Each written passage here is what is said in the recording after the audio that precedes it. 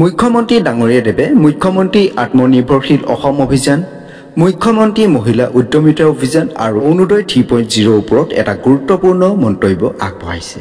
তেখেতে কি মন্তব্য আগবঢ়াইছে আজি এই ভিডিঅ'টোৰ জৰিয়তে আমি জানিবলৈ পাৰিম। ভিডিঅ'টো শেষলৈকে চাই থাকিব। স্ক্ৰীনত আপোনালোকে দেখা পাই আছে CMO আসাম অফিচিয়েল পেজটো। ইয়াত মুখ্যমন্ত্ৰী ডাঙৰীয়াদেৱে কি দিছে ইয়াত আপোনালোকে চাব পাৰিব। ইয়াত দিছে মাননীয় ডক্টৰ হিমন্ত বিশ্ব শৰ্মাই মুখ্য কল্যাণমূলক আঁচনি অৰুণোদয় 3.0, মুখ্যমন্ত্ৰী মহিলা উদ্যমিতা অভিযান আৰু মুখ্যমন্ত্ৰী আত্মনিৰ্ভৰ অসম অভিযানৰ পৰ্যালোচনা কৰিবলৈ জিলা আয়ুক্তসকলৰ সৈতে ভিডিঅ' কনফাৰেন্সযোগে এখন বৈঠকত মিলিত হয়।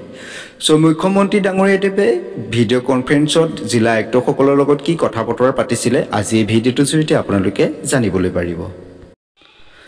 ইয়াৰ পিছত দিছে মাননীয় মুখ্যমন্ত্ৰীয়ে দক্ষতা আৰু অন্তৰ্ভুক্তিৰ দিশত গুৰুত্ব প্ৰদান কৰা কোনো হিতাধিকাৰীক বাদ নপৰাকৈ নিৰবিচ্ছিন্ন আৰু সময়মতে ৰূপায়ণ নিশ্চিত কৰিবলৈ বিষয়াসকলক আহ্বান জনায়।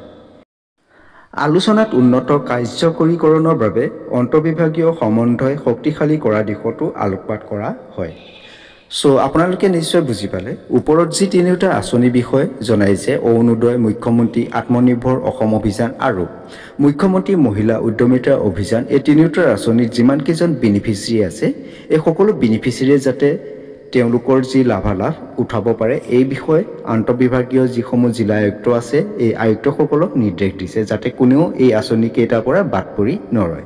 গতিকে যিসমূহ যুৱক যুৱতীয়ে CM টিবুলেট আবেদন কৰিছিলে সম্ভৱতঃ তেওঁ সকলোবোৰ বেনিফিচিয়াৰী এই আঁচনি লাভালাভ উঠাব পাৰিব।